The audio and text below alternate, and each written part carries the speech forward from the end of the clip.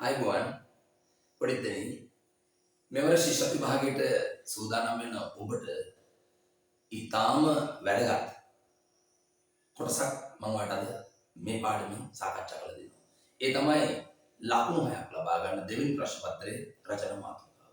මේක අතිශය වැදගත් අතිශය වටිනා අවස්ථාවක් මම අරගන්න එපා. මෙන්න මෙහෙමයි රචනා මාතෘකාවකට කරුණු ගොනු කරන්නේ. අපි එහෙනම් 2013 වර්ෂයේ ශිෂ්‍ය විභාගයේ ඔබට ආව රචනා මාතෘකාව ඔස්සේ කරුණු ගොනු කරන්න බලමු. නිවැරදිවම මේ මාතෘකාවට කරුණු ගොනු කරන්නේ මෙන්න මේ විදිහට. කොහොමද? මාතෘකාව මෙන්න මේකයි. යහපත් මිනිසෙකු තුළ තිබිය යුතු හොඳ පුරුදු. අපි කෙටියෙන් ගමු. රාටුවා ටීකා පැත්තකින් තියලා හයිලයිට් කරලා තියෙන මාතෘකාව විතර ගලපලා ගමු. යහපත් මිනිසෙකු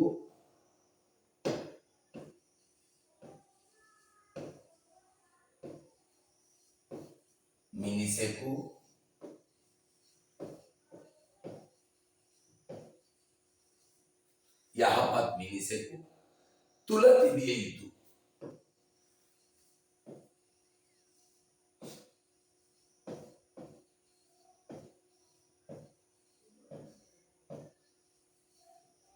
තිබිය යුතු හොඳ පුරුදු.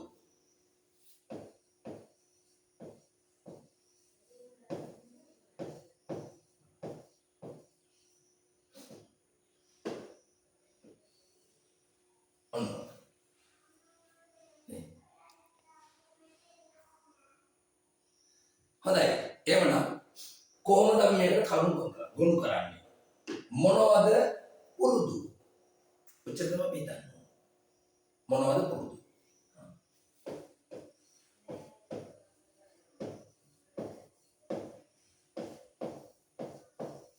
මොනවද ඒ පුරුදු?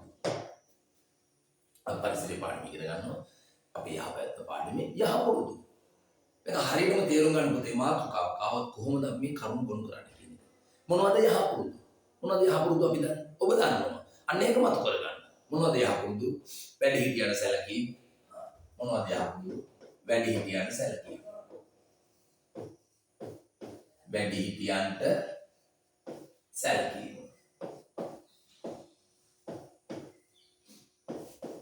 ගුරු දෙගුරුන්ට කීකරු වීම. ගුරු දෙගුරුන්ට කීකරු වීම.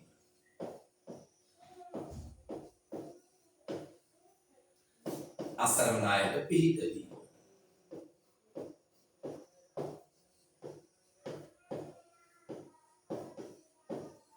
තව මොනවද? දැන් ඔයාලට මතක් වෙනවා මේ කරුණ. මොනවද යහපුරුදු කියන එක මතක් වෙනවා. අසරණ අයට පිහිට වීම. ඊළඟට වැඩි හිටියන්ට සැලකීම. කීකරුකම, ගුණ යහපත්කම මොනවද කියන එක ඔයා හොඳට මතක් කරගන්න මාත් එක්ක මතක් කරගන්න. මේ පරිසරයේ පාඩමේ අපි එදිනෙදා යහපැවැත්ම හැටියට අපි ගාව තියෙන යහපුරුදු මොනවද? යහපුරුදු බුදුන් දැන තම ආගමට අනුව කටයුතු කිරීම. දැන් බුදුන් දැනීම කිව්වොත් බෞද්ධ අපිට විතරයි. එතකොට කතෝලික අයට ඊට පස්සේ ඉස්ලාම් අයට තම ආගමට අනුව කටයුතු කිරීම.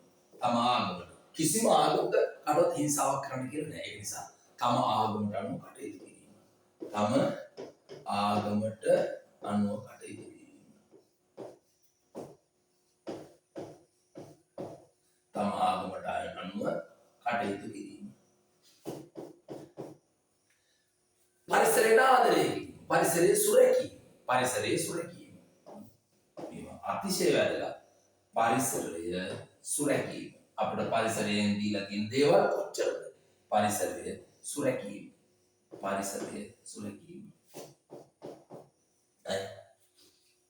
පොදු දේපල සුරැකීම නේද? අපට ලැබිලා තියෙන පොදු දේපල අපි සුරැකීම. පොදු දේපල සුරැකීම. පොදු දේපල සුරැකීම. පොදු දේපල සුරැකීම. අපි දකින්නමයි දේ. ශිෂ්‍ය විභාගයේ පිළිතුරු පත්‍ර පරීක්ෂාවේදී ඕගොල්ලෝ අසරණ වෙලා ඉන්නේ. හරිම දක්ෂයි. පුදුම අභියෝගාත්මකයි. ප්‍රශ්න පත්‍රය හොඳට ලියාගෙන ඇවිල්ලා අත්‍යවශ්‍යම දැනුම මෙන්න මේක මග හැරුණොත් නම් වැඩ ලකුණු 6ක් අහිමි වෙනවා. ඒ නිසා මේක හොඳට තේරුම් ගන්න. මේක හොඳ ආකාරව තේරුම් ගන්න ශිෂ්‍ය විභාගයේ ලකුණු ලැබෙන ක්‍රමයමයි මම මේ කියලා දෙන්නේ. ඕන කෙනෙකුට කිසිම කෙනෙකුට මේ විදිහට අපි කරුණු කොට කරොත් වැරදි වැටෙන්නේ නැහැ. හොඳයි. ඊළඟට ඔය වැනි කරුණු ඔයා ගාව ඕන තරම් තියෙනවා ගොනු කරගන්න මේකට. හරිද? ඕන තරම් කරුණු තියෙනවා. මොනවද? ඔය හොඳ ගුණ යහපත්කම් දේවල්. යහළුවන් එක්ක රණ්ඩු නොකිරීම, ඊළඟට යහළුවන්ට උදව් කිරීම, මේ වගේ ගුණ යහපත් කරුණු මම කියන්න ඕනේ. මේක ඔයා ගොනු කරගන්න. මම මොන්න දැන් ඔයාට මේ කරුණු අවශ්‍ය ගන්න හැටි, එකතු කරගන්න හැටි, ඔයාගේ ගබඩාවේ තියෙන දැනුම එළියට ගන්න හැටි කියලා දෙනවා. දැන් මේ කියලා දුන්නා. මේ කරුණු මේ විදිහට ලියා ගන්න. මොනම හේතුවක් නිසාවත් එකවතාවේ රචනාව ලියන්න එපා. කටු වැඩක් සැලැස්මක් හදාගන්න. හදාගන්න ඒකට අනුව ලියන්න. දැනුම අපිට අත්‍යවශ්‍යයි 50% රචනාව හැරෙයි. ඉතුරු අත්‍යවශ්‍ය කොටස තමයි උක්ත ආඛ්‍යාත ගල්ප. උක්තයට අනුව ආඛ්‍යාතයේ ගලපන්න කියලා කියනවා. මේ මාතෘකාව ඕනම එකක් දීලා කියනවා උක්ත ආඛ්‍යාත ගලප අක්ෂර වින්‍යාසයේ නිවැරදි වචන 5කට නොඅඩු වාක්‍ය 3ක් ලියන්න. අපි ඕක අතහැරලා මේ කරුණු ගැන විතරක්ම ෆයිට් කරනවා. මේක සරලයි, මේක හරි ලේසි, හැබැයි සංකීර්ණයි. දැන් මොකද මේ සරලයි සංකීර්ණයි කියන්නේ? සංකීර්ණයි කියනකොට අපි හරියටම අර කරුණු එක්කම ලිව්වොත් මේ අදාළ කරුණක් තියෙනවා පළවෙනි වාක්‍යයේ මාතෘකාවට අදාළ වෙලා තියෙනවා උක්තේ සහ ආඛ්‍යාතය ගැලපෙලා තියෙනවා අක්ෂර වින්‍යාසයෙන් නිවැරදිලා තියෙනවා. වචන ගොඩකින් කිව්වට අපිට පුංචි දෙයක් මේ අහන්නේ. ඒක නිසා ඔයා හරි ආකාරව මේ කරුණ ලියන්න. එතකොට ඔයාට ගොඩ යන්න පුළුවන් ලකුණු හය අරගෙන. දැන් බලමු එහෙනම් මාතෘකාව ආයසරයක් අපට අමතක වුණාද කියලා. යහපත් මිනිසෙකු තුල තිබිය යුතු හොඳ පුරුදු. මෙන්න හොඳ පුරුදු. එහෙනම් ඔයා පළවෙනි වාක්‍යේ පටන් ගන්න ඕනේ මාතෘකාවට අදාළ කරලා. මොකක්ද මේ කියන්නේ යන්නේ? දැන් ඔයා කියනවා බැරි වෙලා හරි වැඩි හිටියන්ට සැලකීම හොඳ පුරුද්දක් වෙයි. නෑ මාතෘකාවට ඈඳන්න. ඈඳන්න මාතෘකාවට කොහෙන් හරි කට්ටක් ගන්න. එහෙනම් යහපත් මිනිසෙකු තුල තිබිය යුතු හොඳ පුරුද්දකි. එහෙමනම් ඔයා ගන්න වැඩි හිටියන්ට සැලකීම, ගුරු දෙගුරුන්ට කීකරු වීම, යහපත් මිනිසෙකු තුල තිබිය යුතු හොඳ පුරුද්දක් අන්න අවසන් ක්‍රියාව. හොඳ පුරුද්දක් අවසන් ක්‍රියාවක්. මේ වාක්‍යයෙන් අවසන් ක්‍රියාව අපිට කෙලින්ම ගලවන්න පුළුවන් වෙනවා. එතකොට මම දැකලා තියෙන බොහෝ වෙලාවට මේක ඔයාට දීලා තියෙනවා පුරුද්දකි. පුරුද්දකි. මුතේ මොනම හේතුවක් නිසාවත් කි අකුරෙන් වාක්‍යයක් අවසන් කරන්න එපා. කෙනෙක් හරි දෙයි. අනේ ඕවට විභාගයෙන් හරි දෙනවනේ දෙන්න පුළුවන් කියලා. අපි හරි දෙයි කියන එකක් නෙමෙයි අනිවාර්යයෙන්ම හරි දෙනවාය කියන මේකට ලැබෙනවාම කියන තැනට වාක්‍යයක් ගොනු කරමු. එහෙනම් අවසන් ක්‍රියාවත් එක්ක අපි මේක ගන්න ඕනේ. කොහොමද? මෙන්න එක අපිට උත්තරයක් අවශ්‍යයි. එහෙනම් යහපත් මිනිසෙකු තුල තිබිය යුතු හොඳ පුරුදු. එහෙනම් හොඳ පුරුදු තමයි හොඳ පුරුදු තමයි වේ. හොඳ පුරුද්දක් වේ. හොඳ පුරුද්දක් වේ. හොඳ පුරුද්දක් වේ. හොඳ පුරුද්දක් වේ.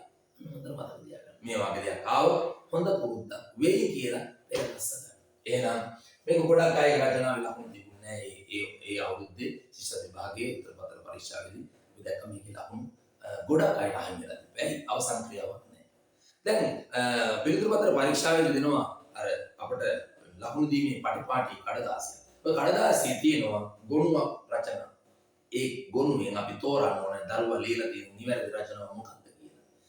ඒකේ තියෙනවා පුරුද්දකි කියලා මාතෘකා. ඒවා ඔයා කටපාඩම් කරලා මෙතෙන් තරම් හරියන්නේ. අපි දැකලා තියෙනවා බොහෝ අය එහෙම ඔබ දැනුවත් කරනවා. අර උත්තර ලකුණු දීමේ පටිපාටි අරගෙන ඒකේ තියෙනවා රචනා 20ක් 25ක් විතර. ඒ රචනා 20 25 හොඳ හරි වාක්‍ය තෝරන්න ඕනේ. හැබැයි නොදන්න කෙනෙක් හිතන්නේ මේවත් නිවැරදි වාක්‍ය නෝටත් ලකුණු දීලා තියෙනවා තමයි කියලා.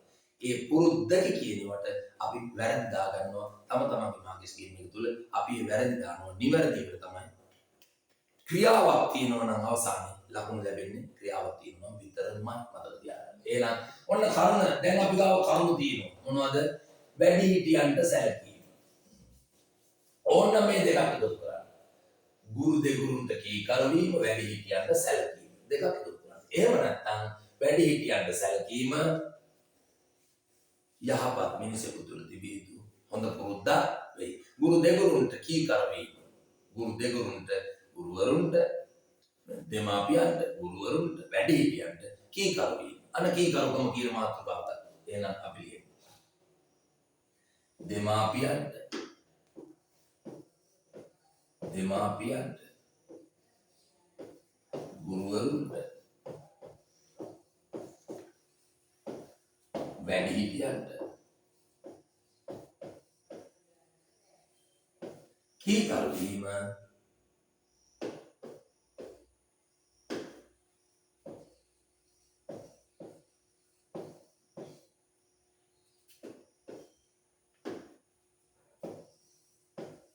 අනමාතෘකාව බැලුවද මොකද මාතෘකාව යහපත් මිනිසෙකු තුළ තිබිය යුතු හොඳ පුරුද්දක් අන්න මාතෘකාවට ගැලපුවා යහපත් මිනිසෙකු තුළ තිබිය යුතු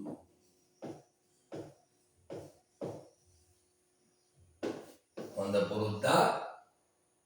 පුරුද්දක් කියන්නේ නම් අවසන් කරන්න මේ පාපුතේ හොඳ තිබිය යුතු හොඳ පුරුද්දක් ඔන්න ගලවන්න පුළුවන් ආඛ්‍යාතය මොකද්ද මෙන්න වේ අන්න වේ කියන ක්‍රියාව ගලවන්න පුළුවන් මේක අයින් කරන්න පුළුවන් මෙතන ඔයා මොනම හේතුවක් නිසාවත් පුරුද්දකි කියලා ලියන්න එපා පුරුද්දකි මේවට අපි හරි දෙන්නේ නෑ ඔබට හරි හිමි වෙන්නේ නෑ විභාගෙදී දැන් ඔන්න මගේ උදව්ව අවසానයි මොකක්ද ඔන්න ඔයාට මේ දේ කරගන්න පුළුවන් කියලා මට දැනෙනවා මොකක්ද ඔන්න මාතෘකාව යහපත් මිනිසෙකු තුළ තිබිය යුතු හොඳ පුරුදු මොනවද පුරුදු කීකරුකම වැඩිහිටියන්ට සැලකීම අසරණයට පිහිටවීම පරිසරයේ සුරකීම හොඳ පොදු දේපල රැකීම හොඳින් ඉගෙන ගැනීම ඊළඟට සෞඛ්‍ය තමයි සෞඛ්‍ය ගැන සැලකිලිමත් වීම දිනපතා බුදුන් බැඳීම එහෙම ඔයාට කැමති විදිහකට හොඳ පුරුදු ලයිස්තුවක් හදාගන්න පරිසර පාඩමේ හොඳ පුරුදු ලයිස්තුවක් හදාගෙන 1 2 3 කියලා වාක්‍ය ගොනු කරන්න ඔන්න මම පළවෙනි වාක්‍ය ලියන්නේ ඇටිවට කියලා දුන්නා දෙමාපියන්ට ගුරුවරුන්ට වැඩිහිටියන්ට කීකරු වීම යහපත් මිනිසෙකු තුළ තිබිය යුතු හොඳ පුරුද්දක් වෙයි ඊළඟට ඔයාලට ගන්න පුළුවන් මොකද්ද අපි ගමු පොදු පරිසරයේ මෙතනින් වා කැමති මෙහෙනම් පරිසරයේ සුරකීම අපිට බොහෝමයක් දේ ලබා දෙන පරිසරය එහෙම නැත්නම් ගහකොළ ජලය වාතය මෙන්න මේ දේවල් අපිරිසිදු නොකිරීම එහෙම නැත්නම් විනාශ නොකිරීම ඒ පොදුවේ ගන්නවා පරිසරය අප අවට ඇති පරිසරය සුරැකීම යහපත් පුද්ගලයෙකු තුළ තිබිය යුතු හොඳ පුරුද්දක් වෙයි ඊළඟට මේ බලන්න තම ආගමට අනුව කටයුතු කිරීම යහපත් මිනිසෙකු තුළ තිබිය යුතු හොඳ පුරුද්දක් වෙයි දැන් මෙතනදී ඔබ තමයි නිර්මාණ ශිල්පියා වෙන්නේ අපිට කියලා දෙන්න පුළුවන් මෙච්චරයි එතනින් එහාට වචන දාලා ඔයා තමයි මේ වාක්‍ය ගොඩනගන්න ඕනේ එහෙනම් මම හිතනවා ඔයාට මේ උදව්ව හොඳටම ඇති ඔබේ රචනා මාතෘකාව ගොඩ දාගන්න මේ උදව්ව හොඳටම ඇති එහෙනම් බලන්න නැවත බලලා වාක්‍ය දෙක ගොඩ දාගන්න උත්සාහ කරන්න අපි තවත් රචනා මාතෘකාවකින් ඔයත් එක්ක මේ 2013 ශිෂ්‍යත් විභාගයේ මේ 2013 ශිෂ්‍යත් විභාගයේ තිබුණු රචනාව හරි එවනම්